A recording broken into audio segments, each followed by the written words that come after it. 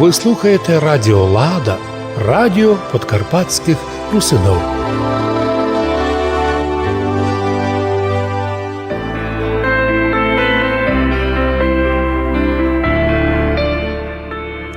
Ви слухаєте передачу «Подкарпатські русини за свою віру восточну православну мають прописку в Царстві Божиє».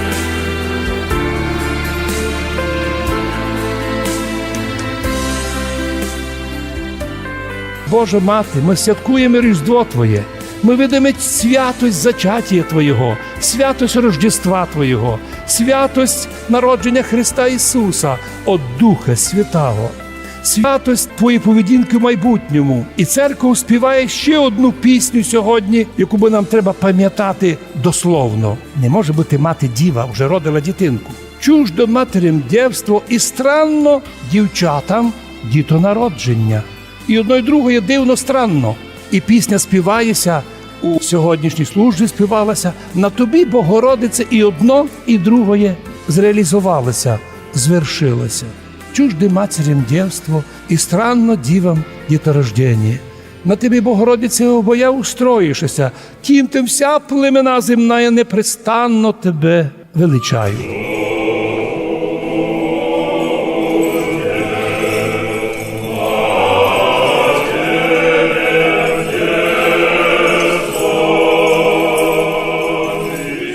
Ми хором церковним славословимо Божу Матір. Ми сьогодні діти Божої Матері. У всьому світі, скільки нам би не предлагали, скільки би нам би не міняли кирилицю на латиницю, канонічну церкву на якусь псевдоотикефальну, або якусь поцували нову унію, для нас абсолютно не є замінимим то, чим ми обладаємо 1150 років. У Європі немає ні одного народу такого древнього, християнського, як ми з вами, як наші предки. Мало того, за 1000 років, практично не помінявши ні релігію, ні язик, ні богослужбову практику. То чудо із чудес.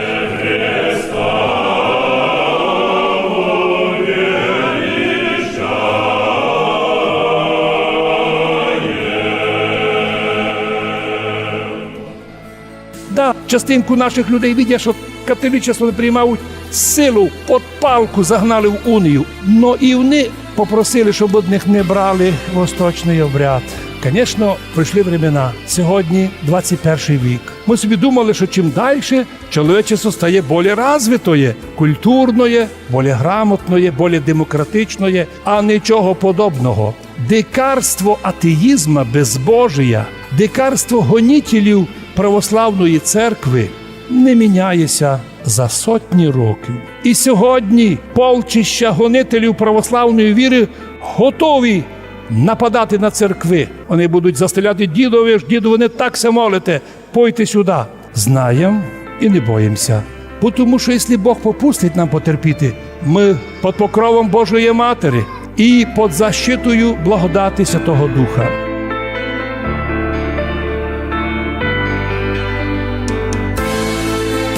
Молім Бога, щоб Господь навчив нас любити Божу Матір, любити святі ікони. У нас не случайно перший ряд у церкві, всі ікони чудотворні, по крайній мірі, більшість із них. Ми розуміємо, поки ми православні і діти Божі, ми маємо прописку